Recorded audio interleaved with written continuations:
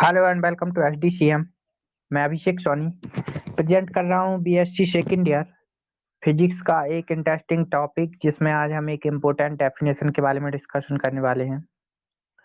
तो आज हम पढ़ने वाले हैं प्रकाश का ध्रुवण क्या होता है, पोलराइजेशन ऑफ लाइट जिसको हम बोलते हैं।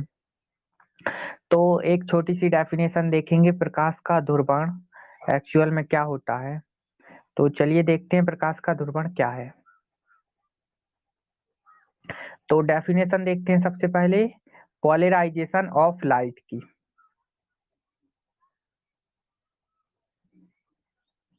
तो देखिए प्रकाश का ध्रुवण क्या होता है एक्चुअल में, पोलराइजेशन ऑफ लाइट। प्रकाश की तरंगें अनुप्रस्थ होती हैं, ये देखिए प्रकाश की जो तरंगें हैं वो अनुप्रस्थ प्रकार की तरंगें होती हैं, ये आपको याद रखना है। प्रकाश की तरंगें अनुप्रस्थ होती हैं। जब कोई प्रकाश की किरण किसी टूरमेलिन के क्रिस्टल से होकर गुजरती है, कोई टूरमेलिन का क्रिस्टल है, तो प्रकाश की तरंग के केवल वही कंपन निकल पाते हैं जो कि क्रिस्टल के अक्ष के समांतर हैं। सिर्फ वही कंपन निकल पाते हैं जो कि प्रकाश के अक्ष के क्रिस्टल के अक्ष के समांतर हैं, तथा शेष कंपन क्रिस्टल द्वारा अवशोषित कर लिए जाते हैं। यह घटना प्रकाश का ध्रुवण कहलाती है। क्रिस्टल से बाहर निकलने वाले प्रकाश को समतुल ध्रुवित प्रकाश कहते हैं। तो देखिए एक्चुअल में ये डेफिनेशन क्या है।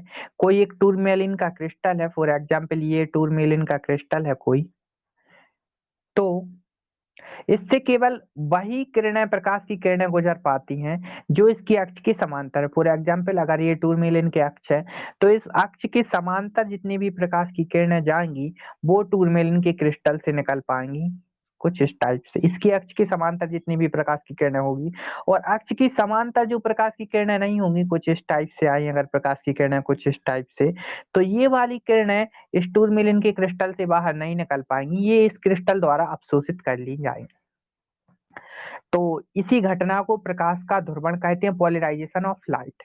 पोलराइजेशन ऑफ लाइट एक्चुअल में क्या है, यदि किसी टूरमेलिन के क्रिस्टल से प्रकाश किरणों को गुजारा जाए, फॉर एग्जाम्पल यहाँ पे अगर कोई एक टूरमेलिन का क्रिस्टल रख दिया जाए, ये मान लेते हैं टूरमेलिन का क्रिस्टल यहाँ पे हमने रखा, तो इस क्रिस्टल से सिर्फ और सिर्फ, अगर ये इस क्रिस्टल की अक्ष है, तो इससे सिर्फ वही किरणें निकल पाएंगी जो इसकी अक्ष के समांतर होंगी, कुछ इस टाइप से। और जो इसकी अक्ष के समांतर नहीं होगी वो किरणें नहीं निकल पाएगी, कुछ यहाँ से फॉर एग्जाम्पल किरणें आई प्रकाश की यहाँ से कुछ इस टाइप से, तो ये प्रकाश की किरणें इससे नहीं निकल पाएंगी, ये इस क्रिस्टल द्वारा अवशोषित कर ली जाएंगी। इसी घटना को पोलराइजेशन ऑफ लाइट, प्रकाश का ध्रुवण कहते हैं, यही हमसे बोला गया है। जैसे कि देखिए प्रकाश तरंगें अनुप्रस्थ तरंगें होती हैं, क्रिस्टल से निर्गत प्रकाश को समतल ध्रुवित प्रकाश कहते हैं। ये देखिए क्रिस्टल से निर्गत प्रकाश को समतल ध्रुवित प्रकाश कहते हैं, और इसी घटना को प्रकाश का ध्रुवण कहते हैं। जैसे कि एक बार फिर से देख लेते हैं, रिवाइज कर लेते हैं इस डेफिनेशन को, कि अगर कोई टूरमेलिन का क्रिस्टल यहाँ पे रखा हुआ है, तो इस क्रिस्टल से सिर्फ वही प्रकाश की किरणें निकल पाएंगी जो इस क्रिस्टल के अक्ष के समांतर होती हैं, कुछ इस टाइप से।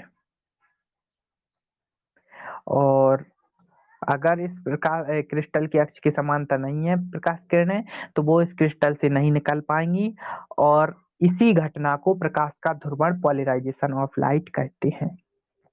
तो आई होप आपको डेफिनेशन समझ आई होगी। तो आज के लिए इतना ही, मिलते हैं नेक्स्ट लेक्चर में। Thank you.